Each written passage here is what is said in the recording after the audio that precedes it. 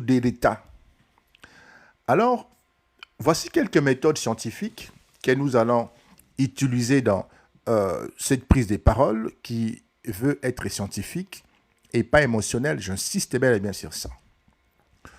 On juge un président à partir des données objectives et ce n'est pas en s'appuyant sur des opinions. Les opinions changent, les émotions montent et descendent.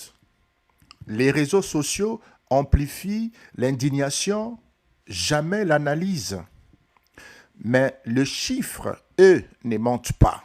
Et nous, dans cette analyse, dans cette prise de parole, nous voulons nous baser sur des faits, des chiffres, etc. Donc, on va se baser sur 6 indicateurs que vous pouvez vérifier. 6 indicateurs vérifiables. Le premier sur lequel vous pouvez vous baser pour apporter une vérification solennelle, au-delà scientifique, le niveau du budget national. Sous Kabila, ce budget tournait autour des 4 milliards et 5 milliards de dollars. Ça, c'est un fait scientifique vérifiable. Sous Félix, ce budget est aujourd'hui a atteint le 17 milliards de dollars en 2024. Ça, c'est un fait scientifique et vérifiable. Et donc, ce n'est pas un débat politique, c'est une donnée officielle vérifiable. Ça, c'est le niveau 1. Le niveau 2, nous parlons des infrastructures livrées, c'est-à-dire terminées, ou alors des infrastructures qui sont en marche, en cours de terminer.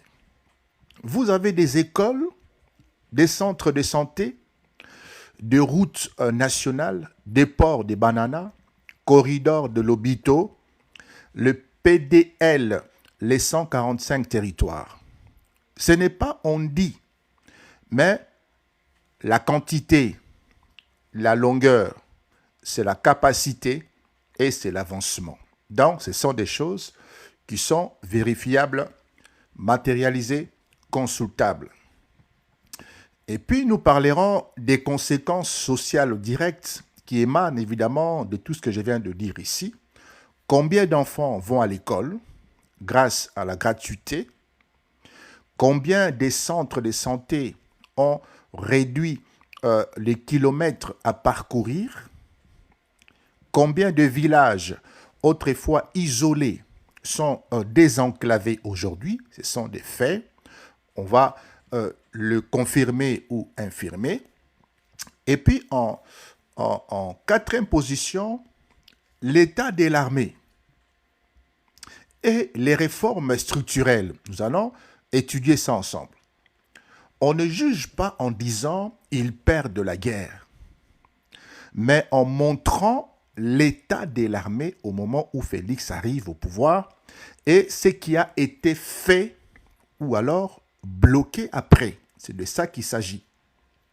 La lutte contre la corruption et la gouvernance en cinquième position, nous en parlerons également. Les rapports ici de IGF, FMI, avenant avec Sicomine, les audits des entreprises publiques. Ici, ce n'est pas ce que les politiciens racontent, mais ce que les institutions financières internationales valident, ce qu'ils disent. Nous allons nous baser sur ça pour mettre en place nos analyses. En sixième position, puisqu'il y en a 6, l'image internationale du pays dont le nom est la République démocratique du Congo. Sous Kabila, pas de programme au niveau du FMI actif, pas de corridors internationaux, une méfiance globale, ça c'est matérialisable, c'est-à-dire que c'est vérifiable. Et sous Félix, retour du FMI, désaccord avec les États-Unis, l'Union européenne, les Qatar, nous parlons du corridor de Lobito, nous parlons du port de Bonana. On compare des périodes et des conditions, on ne compare pas des personnes. Oh, Kabila ici, ou Félix. Ce n'est pas ça qu'il s'agit, là c'est l'émotion. Comparons correctement les choses. Mobutu a fait 32 ans. Joseph Kabila a fait 18 ans. Félix, 7 ans. On ne peut donc pas comparer en disant Mobutu a fait plus que Félix en infrastructure. Ce ne serait pas du tout scientifique. Ou alors Kabila a fait plus que Félix en 10 ans. Ça ne serait pas non plus scientifique. Ce serait malhonnête. Pourquoi? Car Mobutu commence avec un pays déjà riche, structuré, stable au début. Kabila arrive dans un pays en guerre, puis gouverne avec une communauté internationale qui voulait la stabilité. Et cette volonté de vouloir la stabilité, ce n'était pas du tout pour le développement du pays réellement. Et Félix arrive avec une armée démoralisée, des finances trouées, des ministères verrouillés par l'ancien régime, une cohabitation forcée, une crise de confiance avec le FMI et surtout une guerre qui s'aggrave à l'Est. Donc, on doit comparer les résultats obtenus par rapport aux moyens disponibles. On distingue ce qu'il a fait, ce qu'il n'a pas fait et ce qu'il ne pouvait pas faire par rapport à la conjoncture ou par rapport au climat en présence. C'est la clé de cette prise de parole, cher ami. Un président est confronté à 3 catégories d'actions. L'action A, c'est qu'il a effectivement pu réaliser.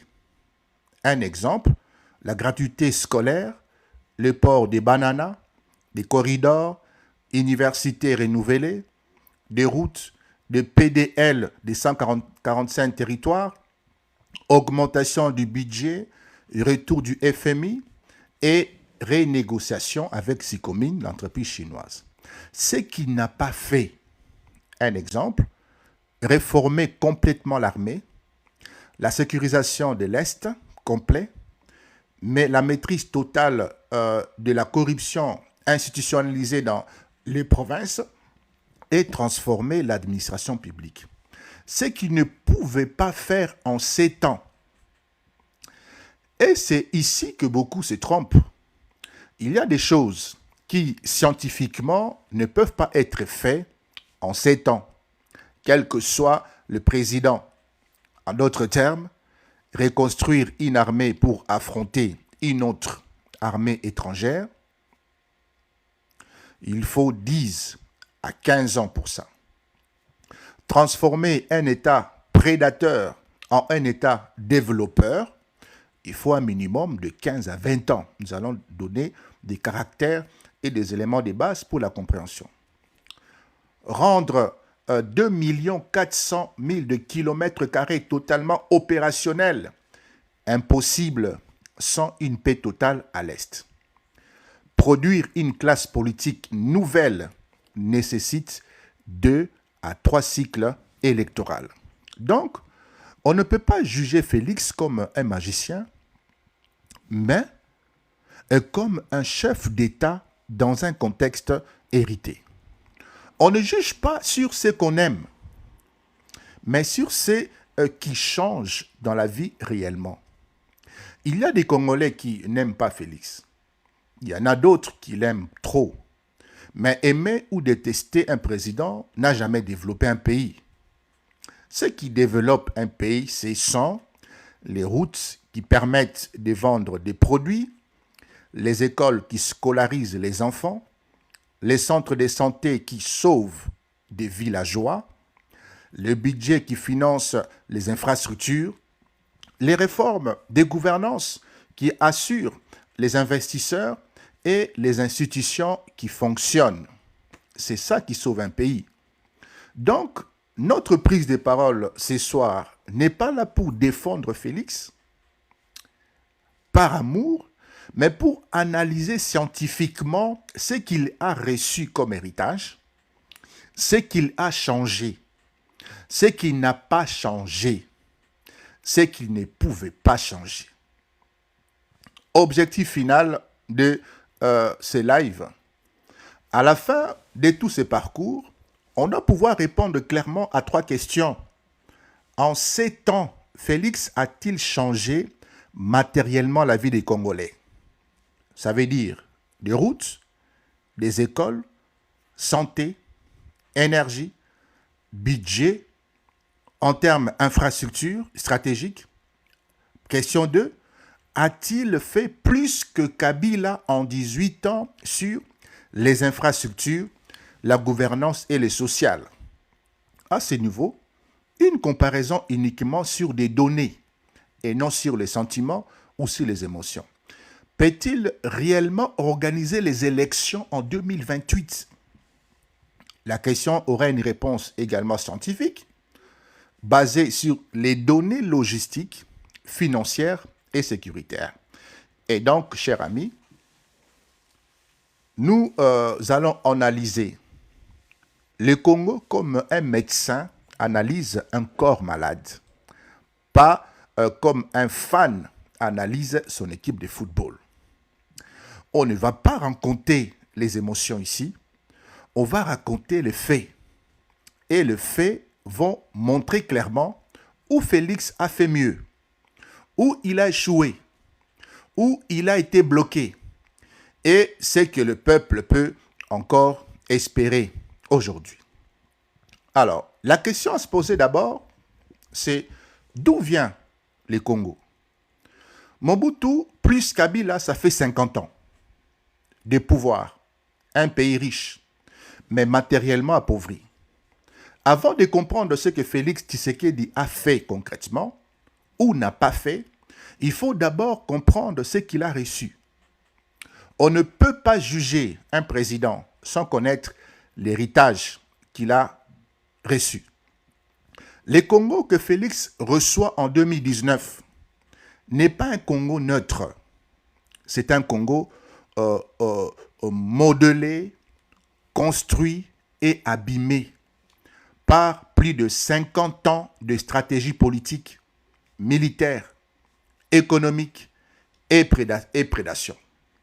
Et donc, ces chapitres répondent donc à 3 questions simples. Quel est Mobutu véritablement? Qu'est-ce que Joseph Kabila a construit en 18 ans? Et qu'est-ce qu'il ne construit pas? Pourquoi, avec autant de richesses naturelles, l'État arrive à Félix avec très peu des infrastructures? Qu'est-ce qui s'est passé véritablement? Mobutu, l'État était fort, puis l'État s'est effondré. Il faut être honnête, Mobutu ne laisse pas rien. Et donc, au début de son règne, entre 65 et 75, il y a des vraies réalisations. Des grandes universités, l'Ouvanium, devenu INASA, des hôpitaux de référence sous Mobutu, le premier grandes écoles supérieures, des routes nationales construites à l'époque coloniale, mais encore fonctionnelles sous Mobutu. Mobutu hérite d'un Congo déjà structuré, un Congo où l'État fonctionne encore. Et donc, mais à partir du début des années 1980, tout s'effondre. Pas un peu, mais totalement. Donc, totalement, tout s'effondre totalement. Les causes de l'effondrement, comme certains le savent déjà, l'azérianisation, une catastrophe en 1971, des sanctions économiques, des inflations et des crises de la dette, effondrement de la maintenance des routes, pas de maintenance des écoles, des hôpitaux, des détournements massifs dans toutes les entreprises publiques, effondrement de la fonction publique, salaire ridicule, et tout est complètement chaos. Et les résultats vers les années 1990, les routes sont devenues impraticables. Plus aucune grande université n'est construite. Des hôpitaux délabrés sans médicaments. Des écoles vétustes surpeuplée et payante, des infrastructures coloniales totalement abandonnées et l'État en faillite. Et donc, Mobutu laisse un pays matériellement détruit, même si l'élite vit encore très bien. Et c'est là que Kabila intervient. 18 ans au pouvoir, un pays stabilisé, mais peu développé. Joseph Kabila arrive dans un contexte très difficile, la guerre, la rébellion, les accords de paix, l'armée divisée. Mais après 2003, le pays se stabilise. Une stabilité éphémère. Il reçoit des milliards d'aides et bénéficie d'une explosion des prix du cuivre et du cobalt. Et donc, nous parlons ici d'un boom minier mondial. Et donc, pourtant, le budget reste très faible. Qu'est-ce qui se passe? Le budget n'augmente pas. Pourtant, nous sommes devant un boom économique. Mais pourquoi le budget reste entre 4 000 et d'ailleurs, ça a commencé par 2 millions. 4 à 5 milliards de dollars par an. Même en 2018, après 18 ans de pouvoir, nous étions à 4 à 5 milliards de dollars. Comment expliquer cette chose-là? Et donc, avec un pays de 100 millions d'habitants, 2 400 000 de kilomètres carrés, 5 milliards par an, c'est ridiculement faible. Pourquoi c'est si peu? Parce que très faible en termes d'impôts, des détournements massifs, des entreprises publiques totalement pillées, sous-traitants fictifs dont le trésor n'a pas d'identité, des contrats miniers opaques, des programmes du FMI suspendus pendant des années. Un exemple, les scandales Congo Hold-up montrent que 530 millions américains devaient aller à l'État depuis Gécamine et ont disparu dans les circuits parallèles. Sur les infrastructures, Kabila promet beaucoup mais livre peu. Les 5 sentiers de 2007 devaient construire des routes nationales, équiper les provinces rurales, construire les hôpitaux, des écoles, des universités, renforcer l'énergie. Qu'a-t-on réellement livré avec les 5 chantiers de 2007? Quelques infrastructures ponctuelles, quelques routes réhabilitées, boulevard du 30 juin, le National 1 partiellement, quelques hôpitaux rénovés, quelques bâtiments publics repeints. Mais sur 18 ans, le Congo n'a pas basé son développement sur les routes structurantes.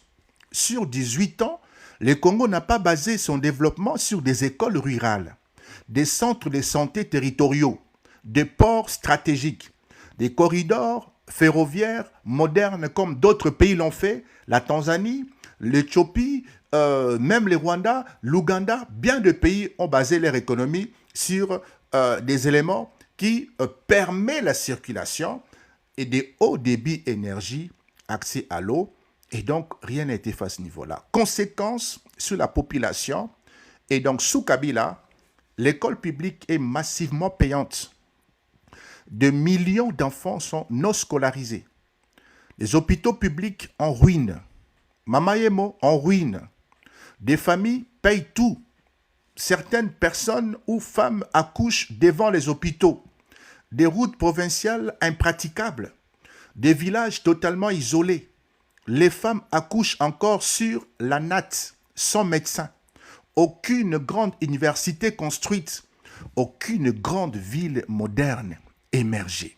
Le pays avance grâce à l'économie informelle, pas grâce à l'État. La question, pourquoi Félix hérite d'un pays fragile malgré ses richesses? Voici la vérité que beaucoup ne veulent pas connaître. Beaucoup ignorent. Les Congos n'étaient pas pauvres financièrement. Les Congos étaient volontairement affaiblis par la prédation systématique. ou systémique. Richesse minière très énorme, cuivre, cobalt, or, coltan, diamant, pétrole, mais recettes captées ou captivées par des réseaux privés. Sous déclaration de tonnage, on déclare moins qu'on prend. Des contrats miniers déséquilibrés, des prix artificiellement bas déclarés par l'État, de surfacturation des investissements, des détournements silencieux dans les entreprises publiques et l'absence d'audit pendant plus de 15 ans. Résultat, un pays matériellement pauvre.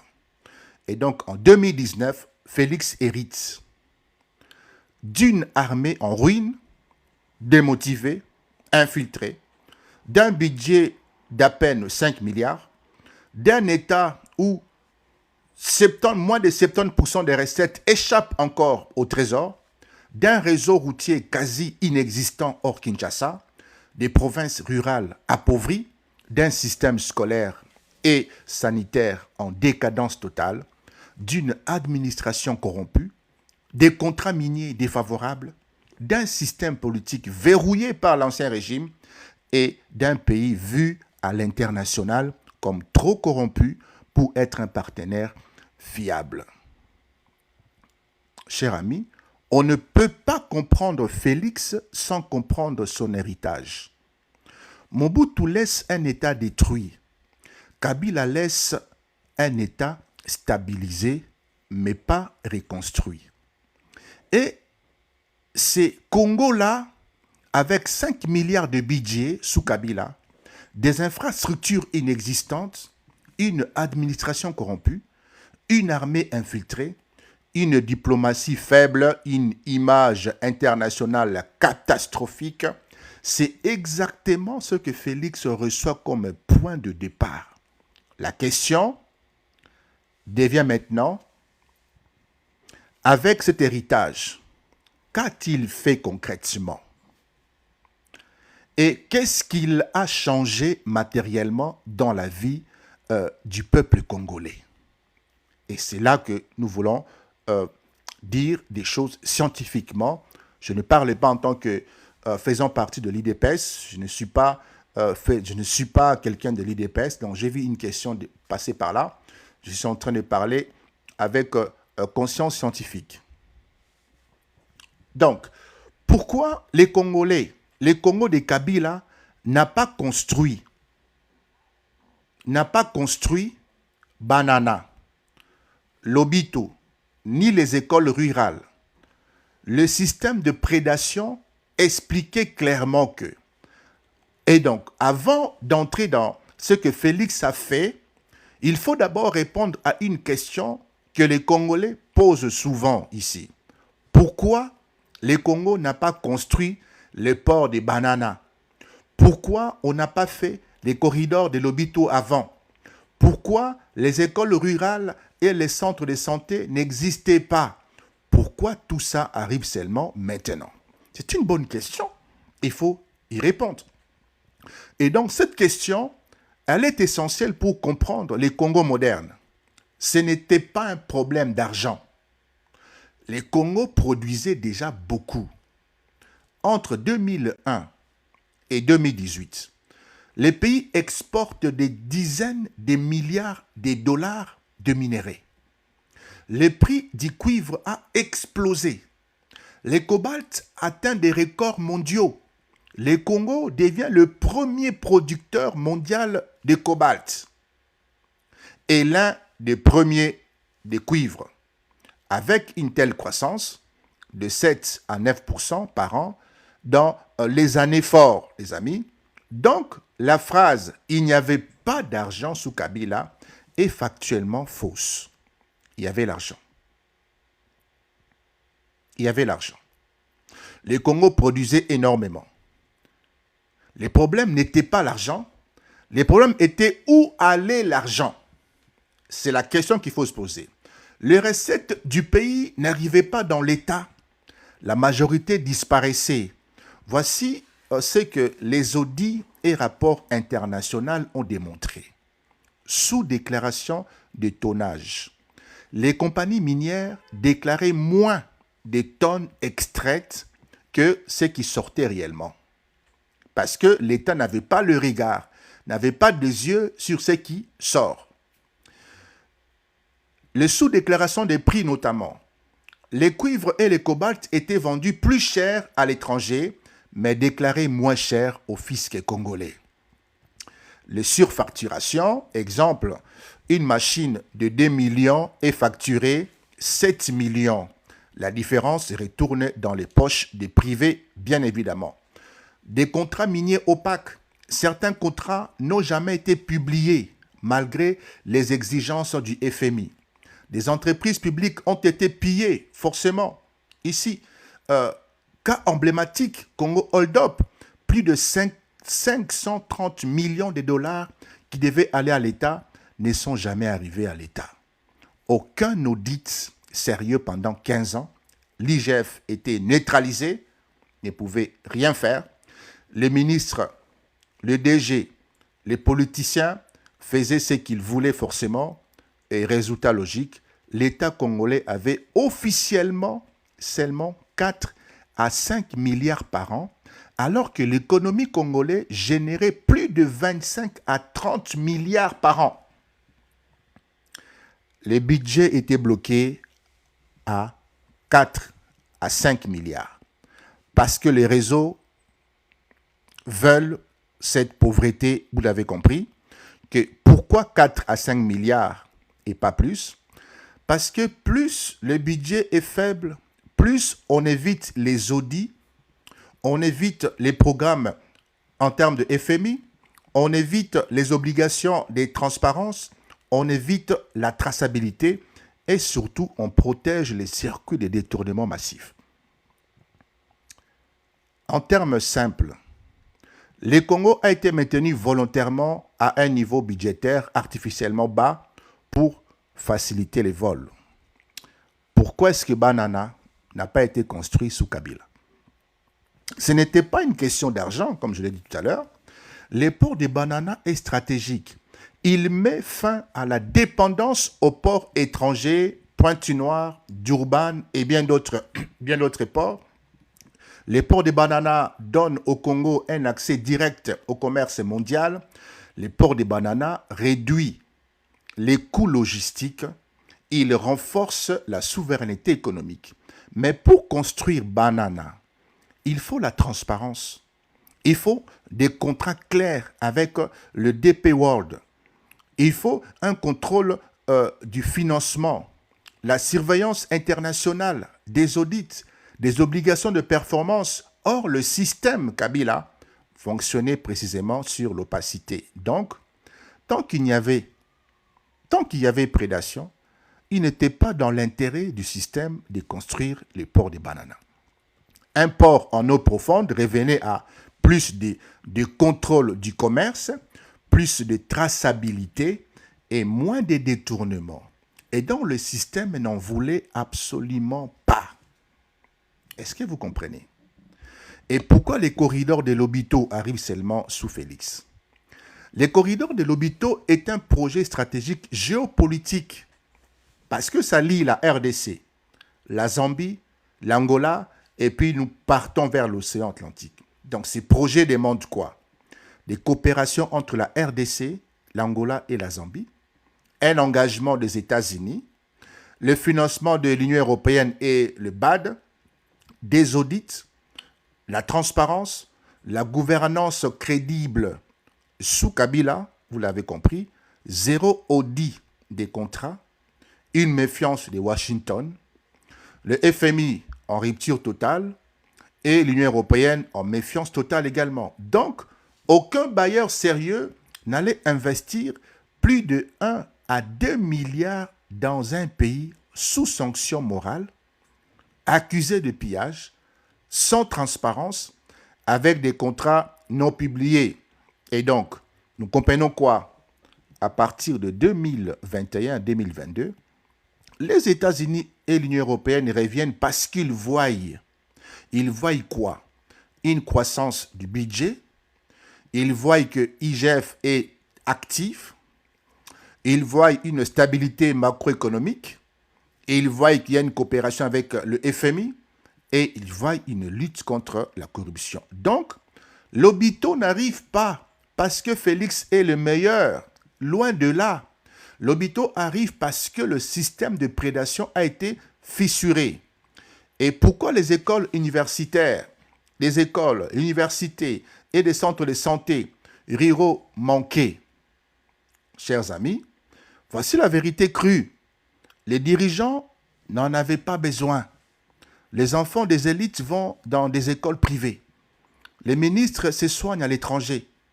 Les gouverneurs vivent dans les capitales provinciales.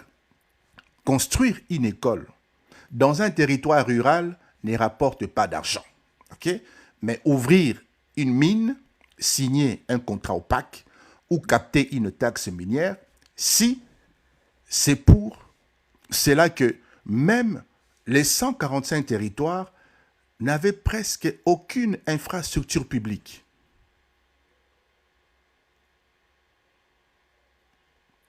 Même pas un bâtiment administratif, même pas un centre de santé moderne, même pas un réseau routier local. Et donc, ce n'est pas une négligence, c'est une stratégie politique tout simplement. Un peuple non éduqué, non soigné, isolé est beaucoup plus facile à contrôler électoralement parlant. Et donc, nous comprenons quoi? Le Congo n'a pas manqué d'argent, il a manqué de volonté de construire. Le système était conçu pour empêcher les audits. Aucune entreprise n'a subi des audits sous le régime de Kabila. Bloquer les grands projets, maintenir le budget bas, détourner les recettes, laisser les provinces dans la pauvreté et éviter tout chantier qui impose une transparence internationale. C'est pour cela que Banana n'a pas été construit, Lobito n'a pas vu le jour, les écoles rurales n'étaient pas la priorité, l'armée était tenue faible, le budget ne dépassait jamais 5 milliards. Ce n'est pas un accident, les amis. C'est un système conçu pour empêcher le développement. Quand Félix arrive, dans ces chaos, qu'est-ce qu'il trouve réellement? Ici, ce que Félix trouve réellement, en prenant la clé du pays, pour comprendre ce que Félix Tshisekedi a réussi, ou ce qu'il n'a pas pu réussir, il faut d'abord regarder l'état réel du Congo en janvier 2019. Pas d'état politique seulement. Pas l'état émotionnel. Mais l'état matériel, financier, militaire, administratif, diplomatique, dans lequel il reçoit la clé de la RDC. C'est de ça qu'il faut. Beaucoup parlent sans connaître la réalité de départ. Ce chapitre met tout sur la table clairement. Nous sommes dans la vérité. Je ne suis pas tshisekédiste. Parce que je vois des écrits en bas. Je ne suis pas tshisekédiste. Je le dis et je le répète, merci. Ce n'est pas parce qu'on dit une certaine vérité qu'on est forcément du côté du pouvoir ou qu'on est tshisékédiste. Félix arrive avec un pouvoir ou arrive au pouvoir sans les pouvoirs. Je reviendrai sur ça, mon cher citoyen. Félix arrive avec un pouvoir, mais en réalité, il n'a pas les pouvoirs. Cette étape, il faut bien le comprendre. Quand Félix arrive, le Parlement appartient, mon cher citoyen. Le Parlement appartient à Kabila. FCC détient 340 députés. Le Sénat appartient à Kabila, mon cher citoyen. Le 26 assemblées provinciales appartiennent au FCC. Presque tous les gouvernements, les gouverneurs appartiennent au FCC. Les services des renseignements, ANER, sont contrôlés par des réseaux de Kabila. Les entreprises publiques sont dirigées par des DG nommé et protégé sous Kabila. Le gouvernement est dirigé par un premier ministre, FCC, Sylvestre Ilunga. Dites-vous, qu'est-ce que Félix avait comme marge de manœuvre? En résumé, Félix devient président d'un pays à 90% de l'appareil d'État, et l'appareil d'État appartient à l'ancien régime. C'est ce qu'on appelle une cohabitation imposée. C'est aussi pourquoi il doit composer avec des anciens kabylistes. Il n'a pas encore des rapports de force pour les écarter. Finances publiques, nous sommes dans un État pauvre avec une économie riche. En 2019, officiellement, le budget annuel de l'État est à 5 milliards 300 millions. Une dette continue mais opaque, mon cher citoyen, une dette, ce qu'on appelle la dette cachée, la dette liée aux bons, liée aux entreprises. Donc la dette a été effacée en 2010, mais d'autres dettes sont nées. Ces dettes ont été découvertes en 2015-2017. On appelle ça de dette cachée, mon cher citoyen. Donc la dette d'aujourd'hui est à partager avec de dettes cachées et de dettes dont les institutions financières ont donné pour la construction. Nous reviendrons sur ça par après. Les amis, officiellement, le budget annuel de l'État à 5 milliards, dette continue mais opaque, très faible mobilisation fiscale au début, FMI est fragilisé, programme suspendu pendant 7 ans, des contrats miniers opaques non publiés, extraction minière record mais un État pauvre. C'est dans cet État que Félix prend le pouvoir en 2019. Pourquoi un budget aussi bas? Parce que plus de 70% des recettes minières échappent au trésor. Le DG des entreprises publiques gère sans audit. Qui pouvait le faire puisque l'IGF était complètement muselé? Le gros contrat passe hors budget et la fiscalité fonctionne sur les cash, pas sur le système numérique. Les banques publiques sont utilisées pour des circuits parallèles. Ça signifie quoi concrètement? Le Congo, en 2019, vit comme un pays pauvre parce qu'il est organisé pour que l'État reste pauvre. Dans l'administration, un système parallèle par la corruption. L'administration en 2019, quand Félix reçoit le pouvoir, c'est des fonctionnaires mal payés, des ministères capturés par des mafias, une chaîne de dépenses brouillée, des entreprises publiques endettées, aucune culture d'audit, aucune traçabilité numérique, un trésor public qui ne fonctionne pas à l'aveugle, des provinces qui vivent dans la prédation locale. Pendant 15 ans, aucun DG d'entreprise publique n'a été inquiété, poursuivi ou même sanctionné, ni sous Mobutu, ni sous Kabila. Pourquoi? Parce que le DG servait de caisse parallèle au système. Quatrième élément, l'armée. Une armée qui ne peut pas gagner une guerre. En 2019, les FARDC sont sous-payés, vivent dans une désorganisation chronique, sont infiltrés depuis le brassage et mixage avec les ex-rebelles. Manque de logistique, manque de renseignements, utilisent des armes vieillissantes, subissent un régime de notification, embargo camouflé. Chaque achat doit être validé par l'ONU. Et surtout, l'armée est dirigée par des généraux loyaux au système précédent. Certains bloquent les réformes, certains sabotent les opérations, certains sont liés à des réseaux économiques illégaux, certains entretiennent des milices locales et protègent leurs intérêts dans les zones minières. Donc, clairement, non. L'armée de 2019 ne peut pas gagner une guerre conventionnelle. Absolument pas. L'Est du Congo, une bombe allumée. En 2019, chers amis, les Rwandais gardent une influence profonde dans les Kivu. Des centaines de groupes armés opèrent à l'Est. Les ADF montent en puissance. Les M23 sont en train de dormir. Ils se reposent, mais n'est pas neutralisé. Les frontières sont poreuses. La MONUSCO est en fatigue stratégique. Le gouverneur FCC sabote la sécurité intérieure. Donc, tu rajoutes à cela une armée infiltrée, les amis. Le terrain est prêt pour un retour des grandes offensives rebelles. Et c'est exactement ce qui va arriver en 2022 et 2025. En termes d'infrastructure, un pays immensement vaste, mais matériellement vide. En 2019, pas de port en eau profonde quand Félix prend le pouvoir.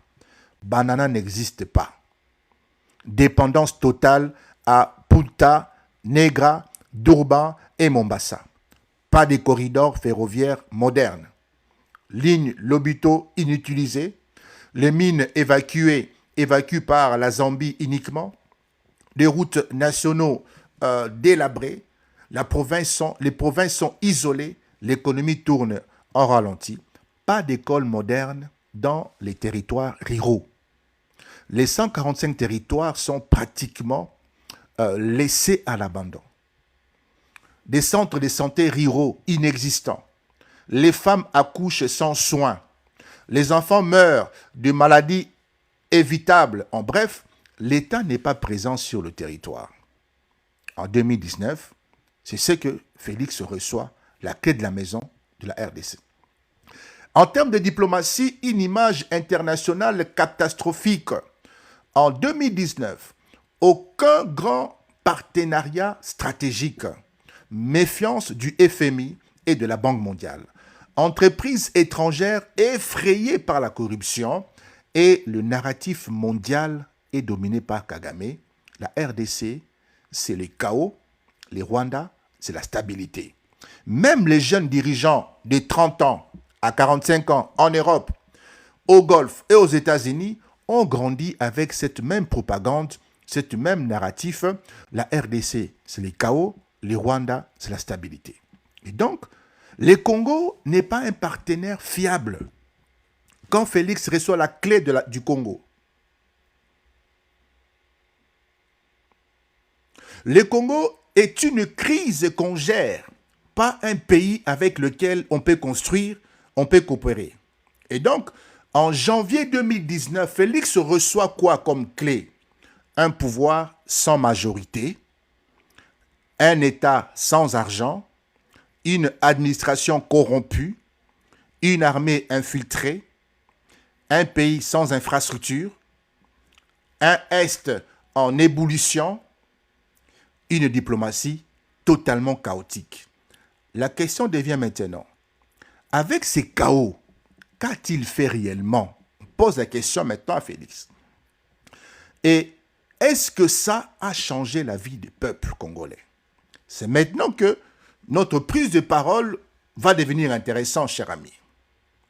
Comment Félix a fait sauter le système financier kabiliste? Là, il n'y a pas d'émotion, c'est juste des faits. Nous sommes dans la logique et il n'y a pas à me dire que voici un Tshisekéliste ou un qui fait partie de l'IDPS. Là, nous réfléchissons, nous apportons des faits consultables, palpables.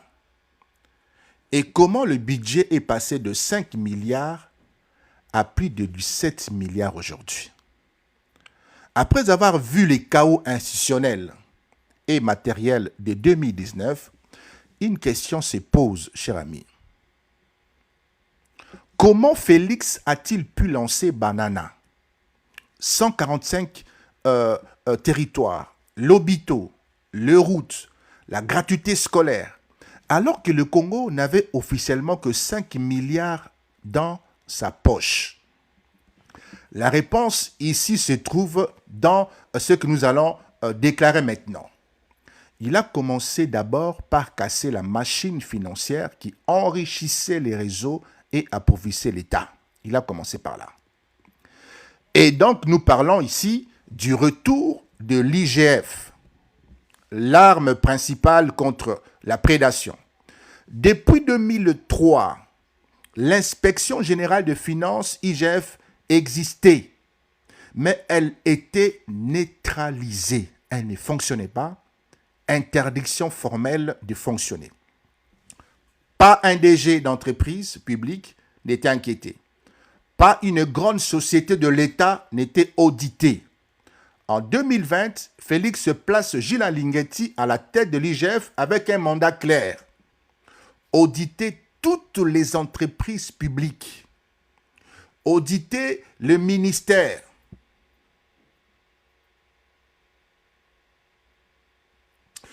Auditer le ministère. Auditer les provinces. Exiger la transparence, bloquer les détournements, publier les rapports publiquement. Et pour la première fois en 20 ans, les DG ne pouvaient plus détourner sans conséquence. Je parle de DG. Résultat immédiat, fermeture des centaines d'entreprises écrans dont le DG utilisé pour détourner de l'argent. Ces entreprises écrans étaient orientées par des ministres, des personnes fortes de la République. Arrêt de la pratique de bons des carburants fantômes. Blocage de paiements sans traçabilité. Redirection des recettes vers le trésor. Une pression énorme sur le gouverneur et les ministres habitués au cash. Plus de cash, tout doit passer, tout doit être informatisé. C'est l'un des tournants les plus importants depuis 1960. Et c'est grâce à cela que les Congos retrouvent de l'oxygène financier. Cher ami, Félix renoue avec le FMI, fin de l'économie parallèle. Le FMI avait rompu avec les Congos depuis 2012. À cause de quoi? Du refus de publier certains contrats miniers, du manque de transparence, des détournements massifs. Et en 2019 et 2021, Félix accepte quoi? Il accepte des audits. Il accepte la transparence. Il accepte la publication des contrats miniers. Il accepte les contrôles des chaînes de dépenses et il réforme la fiscalité et la mobilisation des recettes devient claire. Le résultat, c'est quoi? C'est qu'en 2021, les Congos signent un programme facilité, élargi des crédits avec le FMI. C'est la première fois depuis 10 ans. Et le FMI, qu'on l'aime ou pas, apporte deux choses essentielles au Congo. 1. La confiance internationale. 2.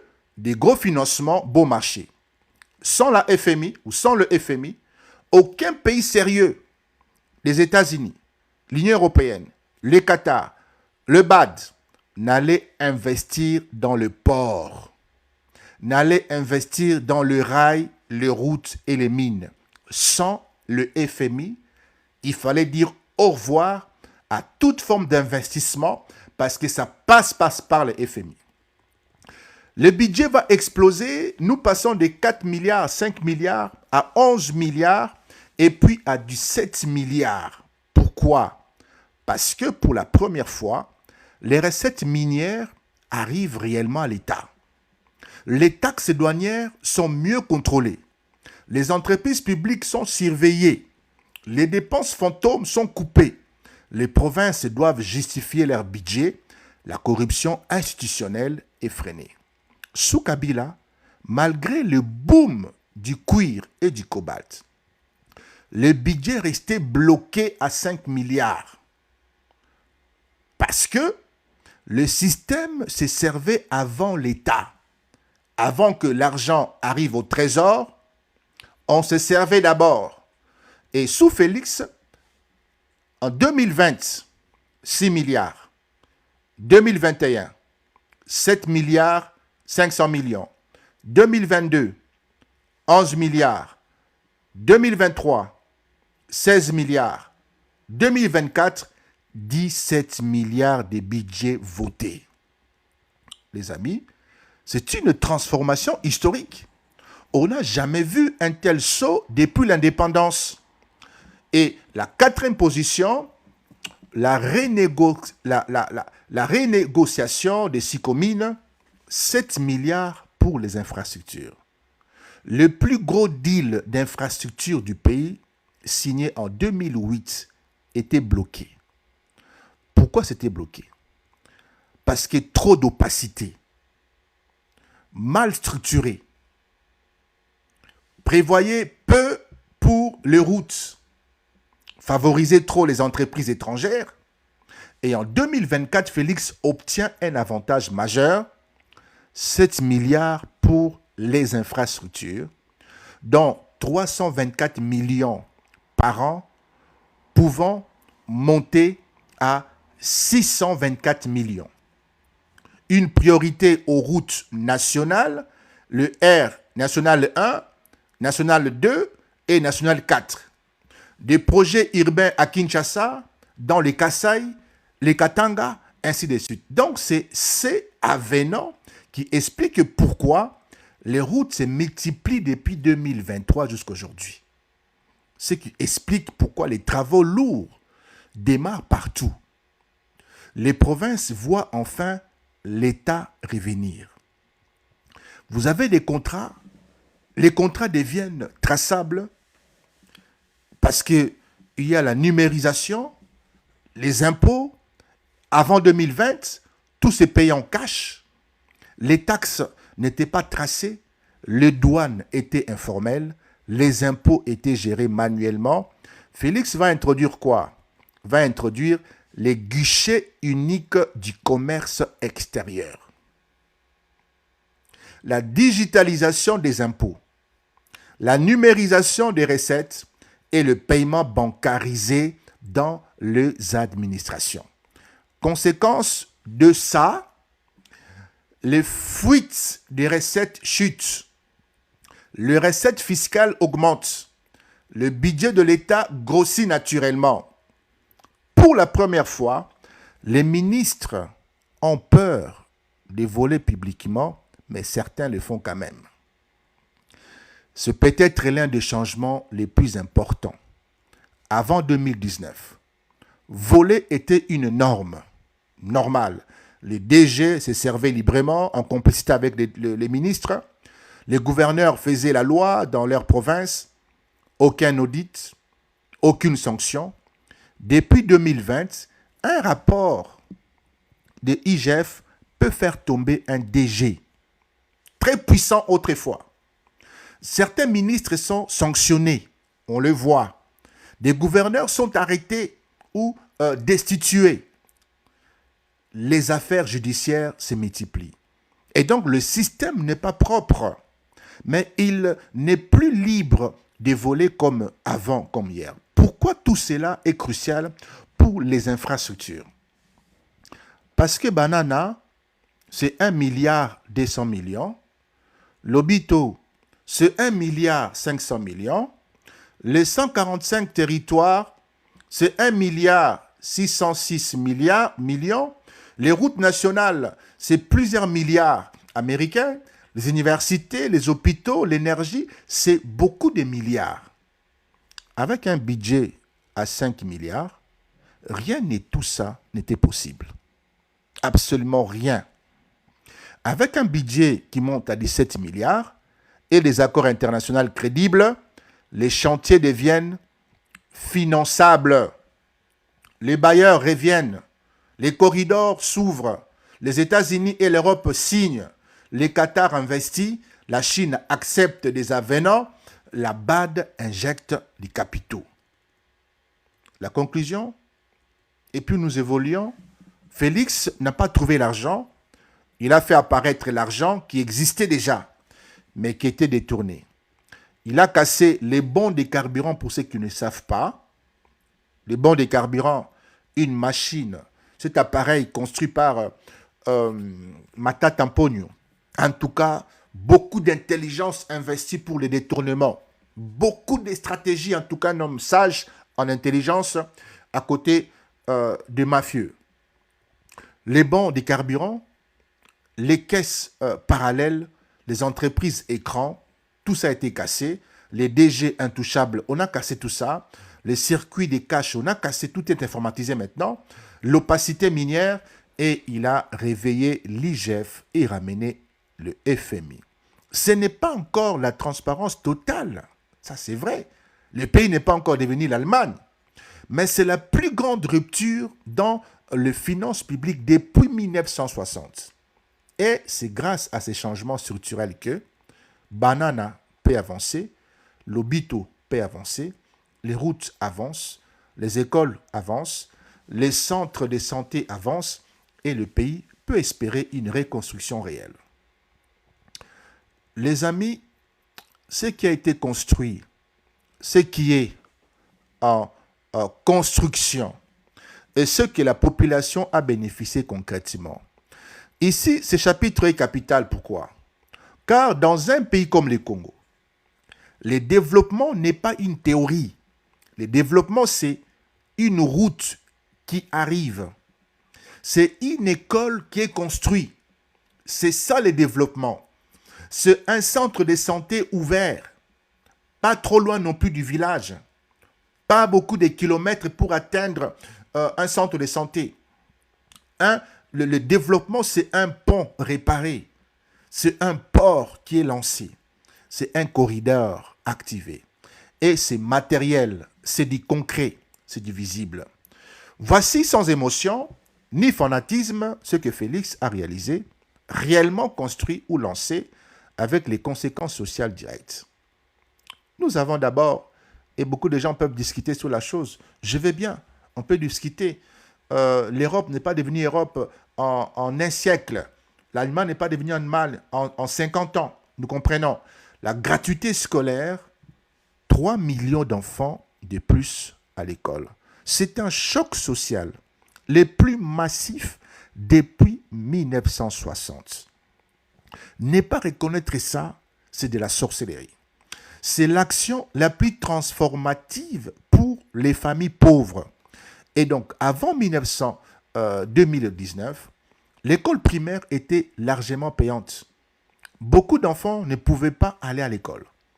Les parents payaient les frais, les primes, les motivationnels, etc. Après la gratuité, plus de 3 millions d'enfants supplémentaires sont scolarisés. La source ici, c'est la Banque mondiale qui le dit, plus le ministère de l'Éducation.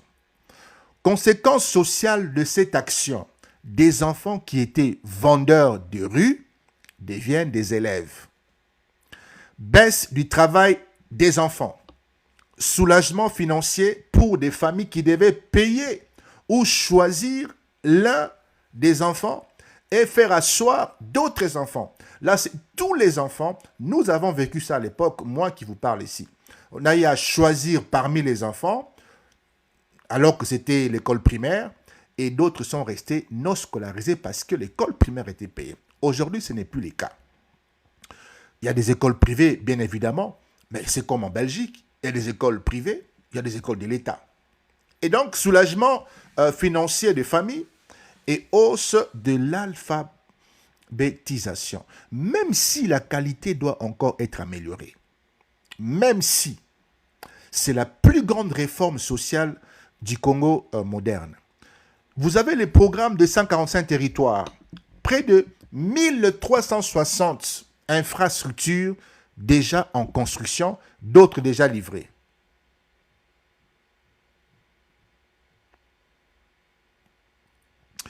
Vous avez le PDL 145 territoires est une rénovation silencieuse dont la plupart ne comprennent pas la portée stratégique, mais sont prêts à critiquer du matin au soir.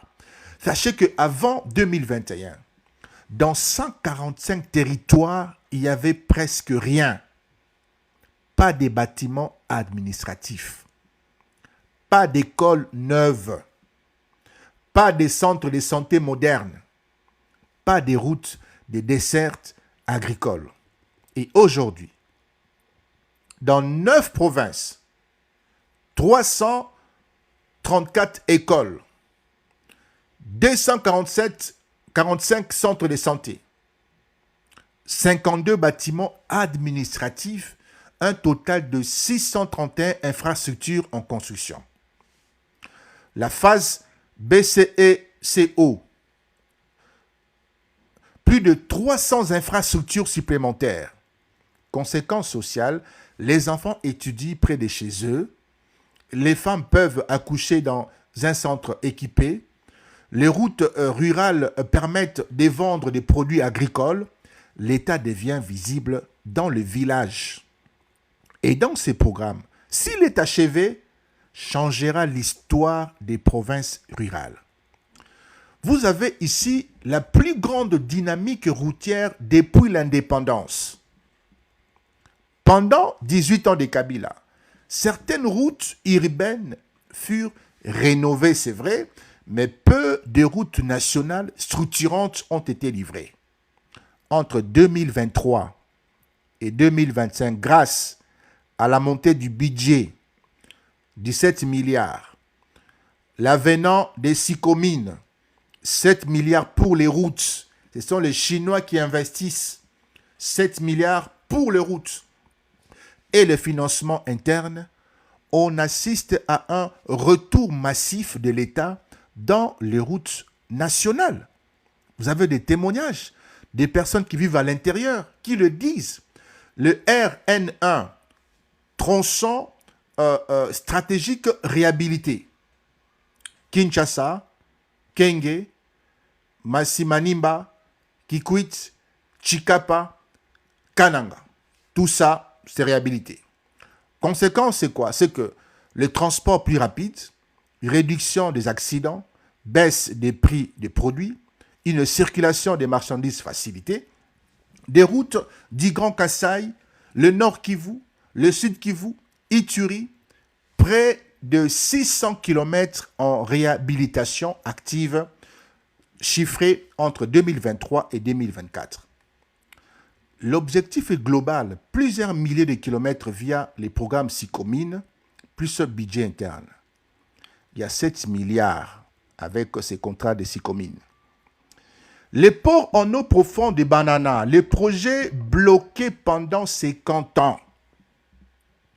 Je dis que ce projet fut bloqué pendant 50 ans. Ce projet est enfin lancé. Ce projet est historique. Contrat renégocié en 2021. La première pierre posée le 30 janvier 2022. Le DP World plus État congolais. Caractéristique, le quai de 600 mètres, tirant d'eau de 18 mètres, une capacité de 450 000 containers par an, 30 hectares de parcs logistiques. La conséquence de ça, c'est quoi? C'est que fin de la dépendance totale aux ports étrangers, baisse des coûts d'importation, des créations de milliers d'emplois directs ou indirects, une logistique moderne pour le minerai, agro-industrie et commerce. C'est l'une des infrastructures les plus stratégiques depuis Inga. Vous avez les corridors de Lobito, la transformation géopolitique du Congo. Jamais sous Kabila, le Congo n'a bénéficié d'un corridor sponsorisé par les États-Unis, l'Union européenne et la BAD. Sous Félix, 2023, signature entre la RDC, l'Angola et la Zambie. 2023, engagement des États-Unis via PJ, donc Partnership of Global Infrastructure. 2024, corridor ferroviaire, 1 milliard de dollars mobilisés, 1 milliard 500 millions de dollars mobilisés. L'objectif, c'est clair, exporter les cuivres et les cobaltes par l'Atlantique, diminuer la dépendance à Durban et à Dar es Salaam, réduire les coûts logistiques de 30 à 40% et la conséquence sociale directement, création des emplois, développement des villes minières, augmentation des investissements industriels et souveraineté logistique du pays. Les universités, les hôpitaux et les infrastructures sociales. Un exemple très clair. Liste non exhaustive. Université pédagogique nationale, IPEN, modernisation. Le INBTP, extension, pour vous qui êtes là-bas, vous connaissez. Uniquine, réhabilitation des facultés. Des nouvelles universités provinciales au Kasaï, au Congo central.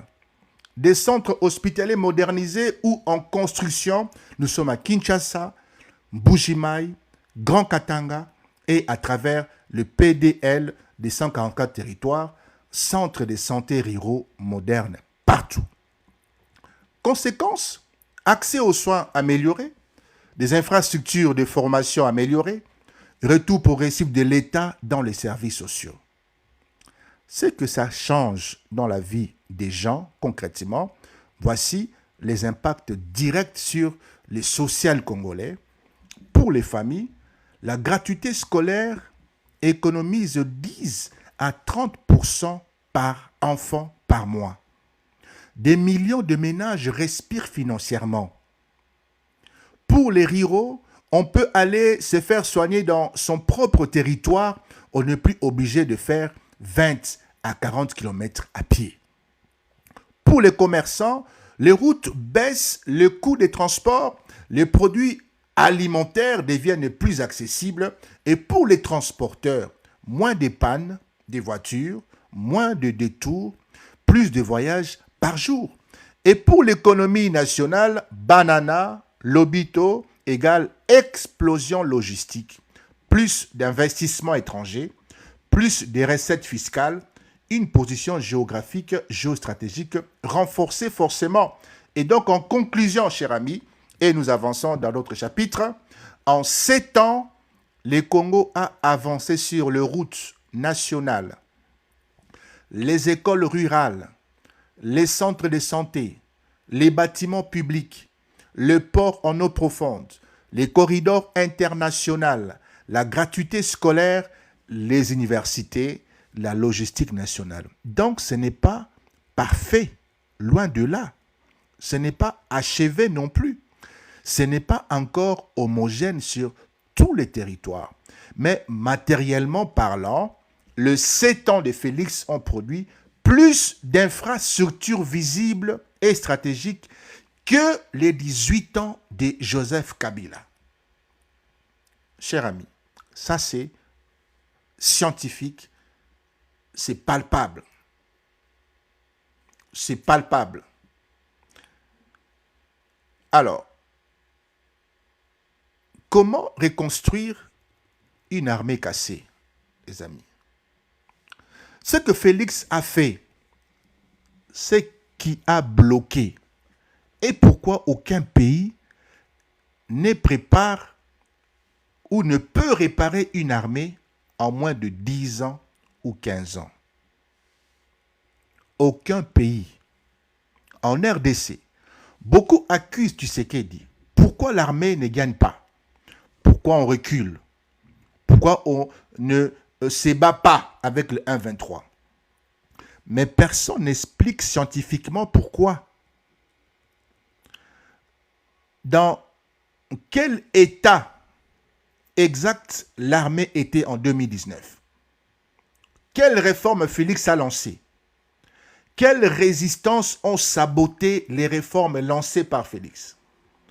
Pourquoi scientifiquement une armée comme la FARDC ne peut pas être réparée en 5 ou 7 ans? Il faut l'expliquer. Comment d'autres pays ont reconstruit leur armée?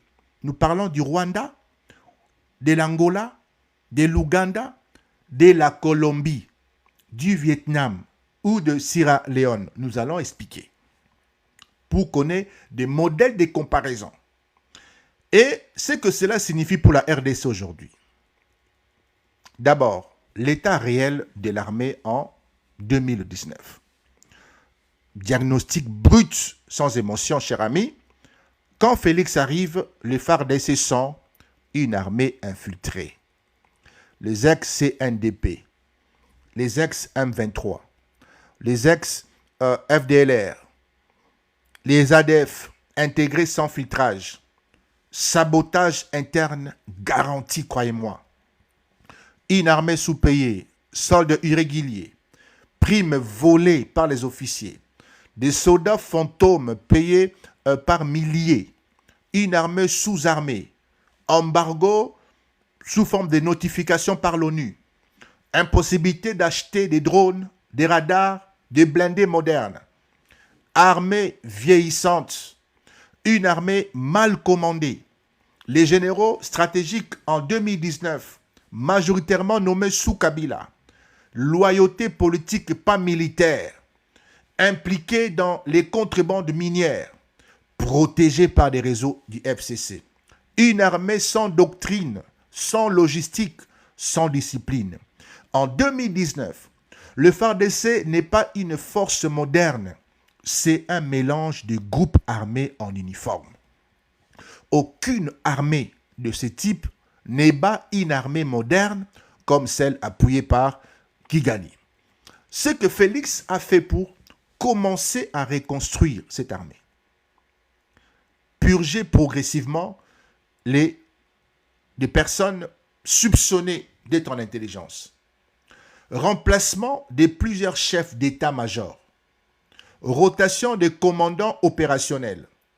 Mise à l'écart d'officiers corrompus. Très difficile car les parlements, les provinces et l'appareil administratif étaient encore contrôlés par les kabylistes entre 2019 et 2021. L'augmentation et sécurisation des soldes. Biométrique, suppression des soldes fictifs, paiement bancaire, des milliers de fantômes ont été supprimés, la levée progressive du blocage sur l'achat d'armes, la notification est impulsée par l'ONU. Grâce à la diplomatie, les États-Unis, la France et l'ONU allègent les restrictions. Des drones, des blindés, des systèmes modernes peuvent être achetés. Nous sommes en 2022. La création d'une réserve de défense nationale, le RDN, le recrutement de jeunes en priorité, des patriotes, la création d'un noyau militaire neuf, non infiltré, des coopérations militaires internationales renforcées, les États-Unis en termes d'infrastructures, des renseignements et des formations, la France pour la formation, la Turquie pour l'achat des drones, de tactiques modernes, Israël pour la surveillance, l'Angola, la Tanzanie en termes d'opérations régionales et la Chine en termes de logistique. C'est la coopération la plus large depuis 1960. Pourquoi ces réformes n'ont pas porté tous leurs fruits? Parce que Félix a dû affronter 3 murs de résistance. 3 murs de résistance. Mur numéro 1. Les réseaux politico-mafieux du Kabila. Entre 2019 et 2021, nous sommes dans la cohabitation. Félix n'a pas la majorité, M. Kizengi. Félix n'a pas l'armée, n'a pas le service des renseignements. Félix n'a pas les provinces. Tous appartiennent au FCC. Les gouvernements sabotent. Les généraux sabotent. Les services sabotent. La logistique militaire est contrôlée par des réseaux hostiles. Aucun commandant d'armée ne peut réussir avec un appareil hostile. Deuxième mur, les infiltrations internes. Certains officiers du FARDC informaient Kigali et Kampala. Informés Kigali et Kampala. Ils bloquaient les munitions. Ils abandonnaient des positions expressément, organisaient de retraits stratégiques, vendaient du carburant, sabotaient les opérations. Des Congolais, s'il vous plaît. Et donc la RDC n'a pas seulement un problème militaire, elle a eu un problème de loyauté. Des loyautés. Et le mur numéro 3, le business militaire, c'était le mur qui empêchait les réformes. Certains généraux contrôlent des mines illégales, vendent des armes aux milices, détournent des primes, protègent des réseaux de trafic et profitent du chaos. C'est le phénomène des généraux businessmen. Une armée ne peut jamais gagner une guerre si ces généraux ne veulent pas la gagner. Et maintenant, scientifiquement parlant, combien de temps faut-il pour reconstruire une armée? On va être honnête, scientifique. Voici la vérité que personne n'aime entendre. Il faut 10 à 15 ans minimum pour transformer une armée cassée, une armée infiltrée ou corrompue. Voici quelques preuves de certains pays que vous connaissez ici. Nous avons un exemple, notre voisin, le Rwanda, qui va reconstruire son armée entre 1994 et 2005, 11 ans. Avant, l'armée rwandaise était détruite, infiltrée, et une réforme est imprimée, une purge totale, l'idéologie militaire imprimée, la formation internationale, les résultats, vous avez en face de vous une armée moderne. Ça a mis 11 ans pour que l'armée de Kagame soit ce qu'elle est aujourd'hui. Vous avez l'Ouganda. L'Ouganda a mis 12 ans pour réformer son armée. Avant, c'était les chaos, il y avait des milices, et puis la réforme intervient, démobilisation, des noyaux durs, renseignements centralisés, les résultats, une armée disciplinée en 12 ans. Vous avez l'Angola qui a mis 13 ans. L'Angola, avant la guerre civile que vous connaissez, il y a eu des réformes, il y a eu des intégrations contrôlées, des investissements massifs parce qu'il y avait le pétrole. Les résultats ici, une force régionale aujourd'hui. L'Angola a mis 13 ans. Vous avez le Vietnam qui a mis 15 ans. Avant, le Vietnam, 2 armées s'affrontaient. Le pays était ruiné. Mais puis, il y a eu des réformes, unification, industrie militaire, des doctrines claires. Après, une armée forte. Vous avez la Colombie, vous avez la Sierra Leone et bien d'autres pays. Une armée ne se structure pas en 4 ans. Et bien d'autres pays. Une armée ne se structure pas en 4 ans. Les 6 conditions scientifiques communes à tous ces pays qui se sont structurés à pas moins de 10 ans. D'abord, c'est la purge du commandement. 50 à 90% des officiers sont remplacés. Deuxième élément, la création d'un noyau dur, loyal et discipliné. En troisième position, la fin des soldes fantômes plus le paye régulier. Quatrième élément, le financement massif pendant 10 à 15 ans. Acheter les armes, équiper l'armée. Et en cinquième position, la formation internationale continue. Et la troisième, une doctrine militaire claire et la discipline. Où est le Congo, cher ami?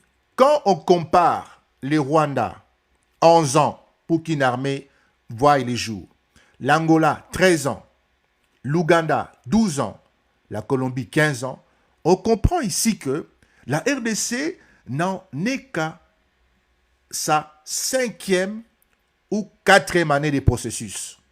Ah bon? Et donc, impossible de gagner une guerre conventionnelle en 5 ans, cher ami. Impossible d'avoir une armée moderne en 5 ans. Impossible de nettoyer 20 ans d'infiltration en 5 ans. Vous n'êtes pas Dieu. Mais les fondations sont déjà posées. Les alliances militaires existent déjà. La purge a déjà commencé. Vous avez vu des procès des anciens généraux et officiers supérieurs. La biométrie est en cours. Les achats d'armes modernes sont devenus possibles avec la levée de la notification en 2022. La réserve nationale est créée. Les commandements se renouvellent progressivement. Donc, les chantiers militaires du Congo viennent seulement de commencer. Comme les Rwandais en 2025, comme l'Angola en 2023, comme la Colombie en 2000. En conclusion, chers amis, quand les Congolais disent Félix n'a pas gagné la guerre, il faut répondre avec sincérité et avec la science. Aucune armée au monde infiltrée, cassée, sous-armée, mal commandée n'a été reconstruite en moins de 10 à 15 ans.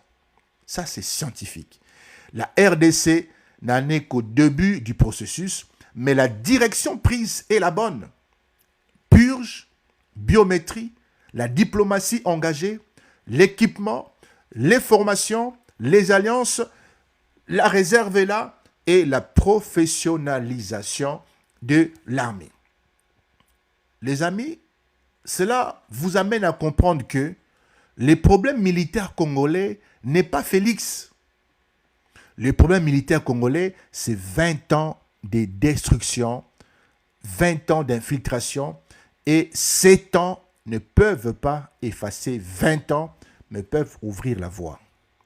Pourquoi Félix s'est entouré d'anciens kabylistes? Nous répondons à toutes les questions. Nous avons ramassé toutes les questions. Pourquoi il ne s'est pas débarrassé des kabylistes? Pourquoi l'armée ne gagne pas? Pourquoi il n'a pas investi? Nous sommes en train d'apporter des réponses. OK? Pourquoi Félix s'est entouré d'anciens kabylistes? Il y a une question qui est posée. Nous tentons de répondre. Stratégie, contrainte ou erreur de sa part. La vérité que personne n'explique aux Congolais, chers amis, c'est l'une des critiques les plus fréquentes, comme vous le savez. Pourquoi Félix n'a pas changé la classe politique? Pourquoi il ne travaille pas avec, et pourquoi il travaille avec des anciens systèmes? Pourquoi Macron lui a répondu ou lui a reproché d'être entouré de criminels? Pour répondre facilement, il faut d'abord comprendre les contextes réels du 2019, la structure de l'État congolais et enfin la stratégie imposée par les rapports de force. Félix prend le pouvoir sans avoir les pouvoirs. C'est le cœur du problème. Quand Félix devient président en janvier 2019, vous le savez bien, chers amis, le Parlement appartient au FCC Kabila.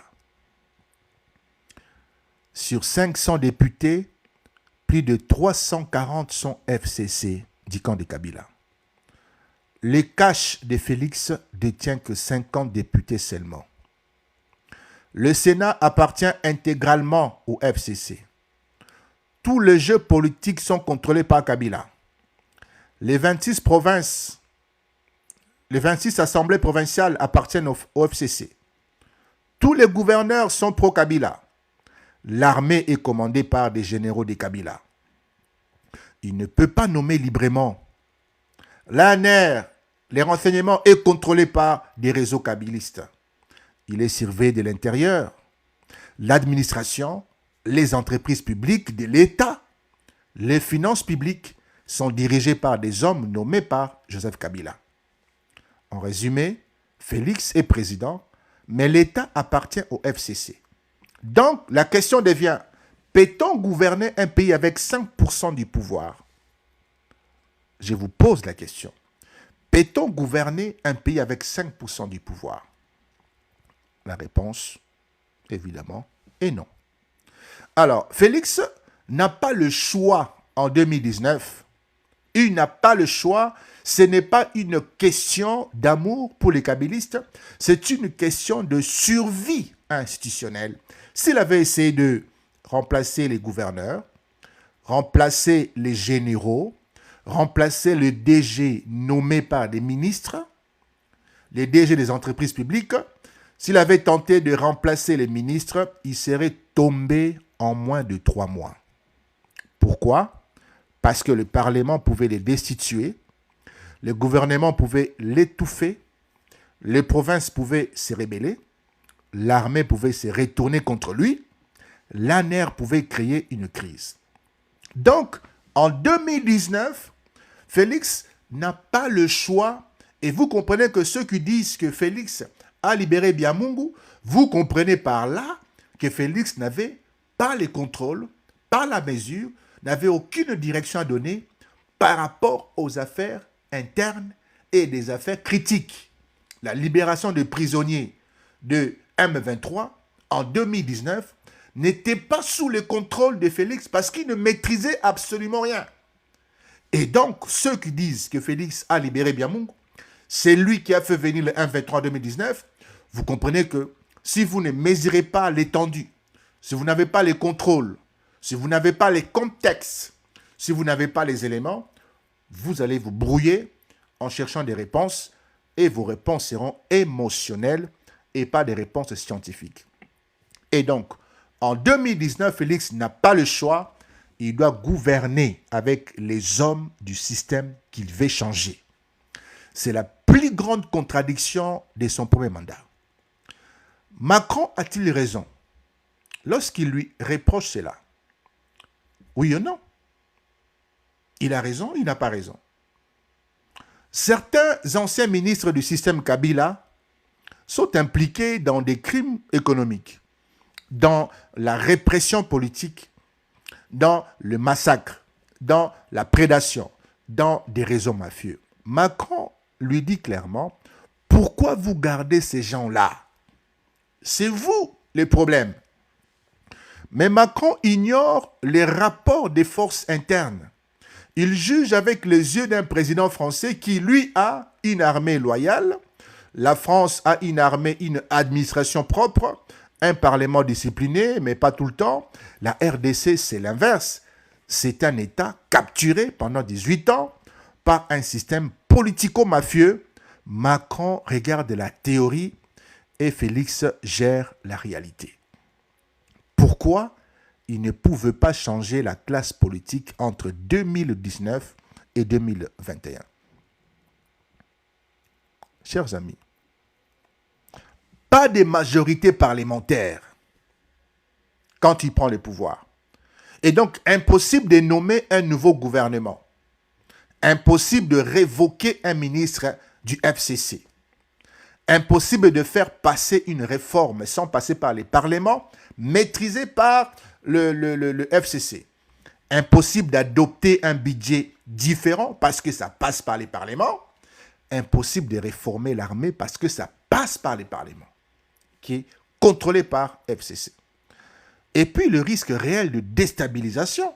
Les anciens réseaux avaient la capacité de bloquer le salaire, de créer des pénuries, d'organiser des marches violentes, de créer une crise institutionnelle. Rappelez-vous un certain monsieur qui a dit, si vous osez toucher à un certain DG de Gécamine, nous allons paralyser ces pays. Est-ce que vous vous souvenez de ça? Est-ce que vous vous souvenez de cette déclaration de ce monsieur qui était, à l'époque, je crois, le secrétaire du PPRD? Il le dit. Sous quelle base? Sous quelle profondeur? Vous avez le risque de coalition régionale. Un changement brutal d'élite aurait donné le Rwanda à s'inquiéter. Les Rwandais allaient s'inquiéter. L'Ouganda allait s'inquiéter. Un changement direct de commandement. Un changement direct des officiers généraux, de l'appareil du renseignement. Ça allait déstabiliser M. Kagame. Et d'ailleurs, il a été déstabilisé en 2022 quand tout a commencé à changer. Et j'en parlerai demain. Pourquoi Kagame attaque la RDC en 2022? Juste après la levée de la notification, la levée de l'embargo. J'en parlerai demain pour vous donner plus de clarté. Pourquoi cette question n'est jamais abordée par ceux qui incriminent un monsieur qui n'avait pas les pouvoirs depuis 2019 à 2022. Et donc, vous comprenez que il n'avait pas de base politique solide.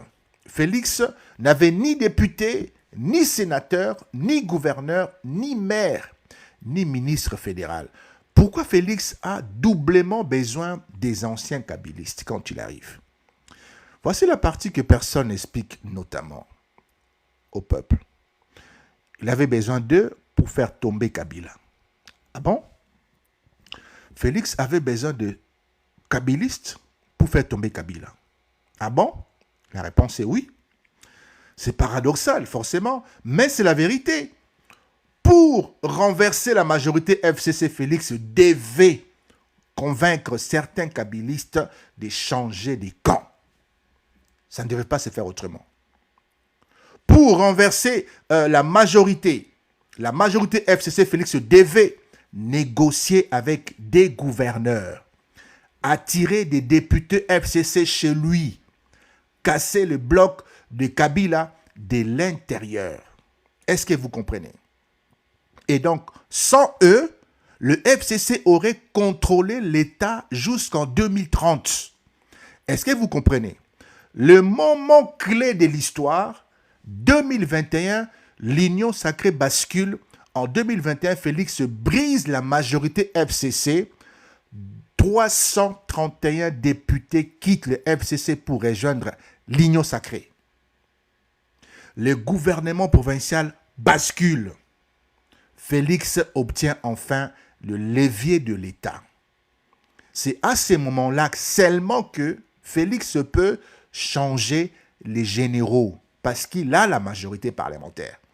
En ce moment-là, il peut contrôler l'armée, lancer les audits, arrêter des gouverneurs, remplacer des ministres, relancer le port de Banana, négocier l'avenant avec la Chine, relancer le FMI, lancer les 145 territoires. Ça, c'est l'histoire. Ce n'est pas de l'émotion. Ce n'est pas en 2019, ce n'est pas en 2020. Le vrai début du pouvoir de Félix commence fin 2021. Vous prenez 2019, 2020, 2021, presque 4 ans perdus. Est-ce que Félix a gouverné pendant 4 ans ou 3 ans? Mais pourquoi certains anciens reviennent encore? Vous me direz, mais Félix a récupéré l'appareil de l'État, il contrôle l'armée, il contrôle, mais pourquoi ils sont toujours là? La réponse est claire. La classe politique congolaise n'a pas été renouvelée depuis 40 ans. La RDC n'a pas d'alternative politique forte. Des générations politiques nouvelles, inexistantes. Des partis structurés sans corruption. Donc Félix travaille avec ceux qui existent. Ils sont là. Les élites kabylistes contrôlent encore des réseaux administratifs.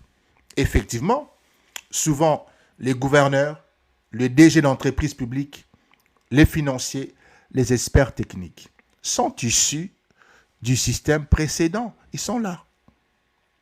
C'est ce qui existe encore dans l'État. Les Congos fonctionnent par coalition, pas par pouvoir solitaire. Ce pays est trop vaste, trop fragmenté, trop infiltré pour avoir un président seul contre tous. Il faut construire les alliances pour gouverner. C'est ce que Félix a fait. Et donc, à conclusion de ce chapitre, il ne s'est pas entouré d'anciens kabylistes par naïveté. Il ne s'est pas entouré d'anciens kabylistes par amour du système. Il ne s'est pas entouré d'anciens criminels par choix moral. Il s'est entouré d'eux parce que c'était la seule manière de casser le système de l'intérieur. Et parce qu'il n'avait pas de majorité parlementaire. Il n'avait pas de contrôle sur l'armée. Il n'avait pas de contrôle sur les provinces. Pas de contrôle sur l'administration, sur l'ANR. Et il n'avait pas les moyens de gouverner seul. Félix avait 3 options. Affronter Kabila frontalement, donc, et subir la destitution immédiate, ou démissionner, et ça allait créer les chaos politiques, ou alors, en 3e position, utiliser le système contre lui-même, la reprise progressive de l'État. Il a choisi la stratégie 3 et c'était la seule possible. Les amis, ce chapitre explique aux Congolais ce que personne n'explique clairement. Félix ne pouvait pas faire autrement. En 2021 est l'année où il commence réellement à gouverner. On va dire en 2022, c'est l'année où il commence réellement la gouvernance. Et donc, il ne faudrait pas compter 19, 20, 21. Ça commence en 2022. Les amis, l'état des lieux en 2025, ce que Félix a réussi, ce qu'il n'a pas réussi, et ce qu'il reste à faire pour transformer le pays. Qu'est-ce qu'il a réussi à faire? La grande question de ce live est très simple. En 7 ans, qu'est-ce que Félix a réellement changé dans la vie du peuple? Matériellement, structurellement, diplomatiquement, et en quoi a-t-il échoué? Voici la réponse la plus honnête qui existe aujourd'hui. Ce que Félix a réellement réussi, cher ami, A, l'explosion du budget national. Ça a explosé. Nous avons quitté le 5 milliards depuis 15 ans. Nous sommes arrivés ici à du 7 milliards, le budget voté en 2024. En 2024. C'est la plus grande transformation financière depuis 1960. C'est quand même gros. C'est quand même grave. Depuis 1960. On peut continuer. Nous pouvons avancer, bien entendu. Alors, qu'est-ce qui se passe avec ça? OK. La plus grande transformation. Pourquoi c'est important de savoir ça? Parce que sans budget, vous n'avez pas de routes. Sans budget, vous n'avez pas d'école. Vous n'avez pas d'hôpitaux. Vous n'avez pas d'armée. Sans budget, pas d'infrastructures lourdes. C'est grâce à cette hausse que Banana est lancé, l'hôpital est financé, les 145 territoires existent, les routes nationales revivent, les universités sont rénovées et d'autres construites, neuves, les hôpitaux sont modernisés, le Congo est enfin un État qui collecte et utilise son argent malgré qu'il y a du vol. OK? Il y a du vol. J'ouvre une parenthèse. Vous savez combien la France perd en détournement? Est-ce que vous savez, chaque année, combien est-ce que la France perd en fiscalité, en fuite des capitaux, etc. La France perd entre 145 milliards et 150 milliards par an en fuite des capitaux, en fiscalité et bien d'autres choses. 145 milliards par an. Ça s'appelle le détournement par les stylos, par les bics. Je prendrai un temps, une autre fois, pour expliquer les détournements au niveau de l'Europe. Ils sont très hauts. En Congo, les détournements se font par des mallettes. La banque vous livre de l'argent, des mallettes. Mais en France, ce sont des détournements par des stylos. Nous en parlerons une autre fois. Les amis, le Congo est enfin un État qui collecte et utilise son argent. Le retour de l'État dans les campagnes. Donc, les 145 territoires, près de 1360 infrastructures en construction. Les écoles, les centres de santé, les bâtiments administratifs qui manquaient tant dans des villages, des routes rurales, et pour la première fois depuis la colonisation, l'État arrive dans les villages. Pour la première fois depuis la colonisation, c'est un fait. L'État arrive, commencer à construire dans les villages. Conséquence sociale, les femmes accouchent dans des centres équipés, des enfants étudient dans des écoles neuves, les agriculteurs peuvent transporter leurs produits, l'administration existe réellement. Vous avez la gratuité scolaire, on ne va pas revenir là-bas, des infrastructures stratégiques que Kabila n'a jamais construites, le port de Banana, bloqué depuis 50 ans, les corridors de Lobito, États-Unis, l'Union européenne, l'Angola, la Zambie, des routes nationales financées par 6 communes, 7 milliards dégagés pour la mise en place et la matérialisation de ces routes en question, avenant 6 communes réorientées vers des infrastructures, notamment pour des routes, des nouvelles universités, la modernisation, IPEN, vous avez Unikin et bien d'autres infrastructures liées à l'éducation. Et donc des infrastructures stratégiques que Kabila n'avait jamais construites, des réseaux de centres de santé ruraux, etc. Donc ces infrastructures changent le pays pour 50 ans. L'image internationale de la RDC transformée.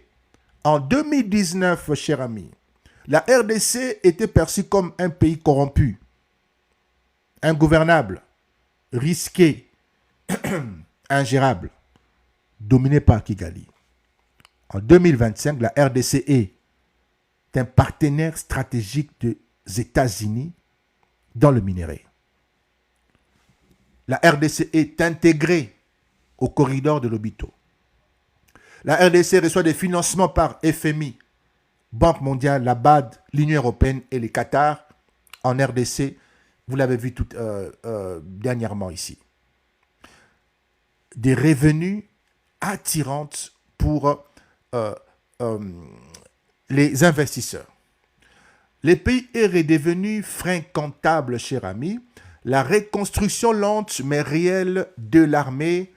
Nous sommes dans la biométrie, dans la suppression des soldes fantômes, la montée des soldats, les achats d'armes modernes, des alliances militaires, réserve nationale aujourd'hui, les changements des chefs militaires et la diplomatie militaire active.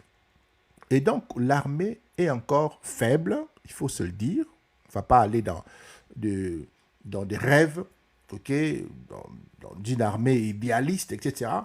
Mais nous avançons. Mais elle n'est plus abandonnée, elle n'est plus aussi fragile qu'avant.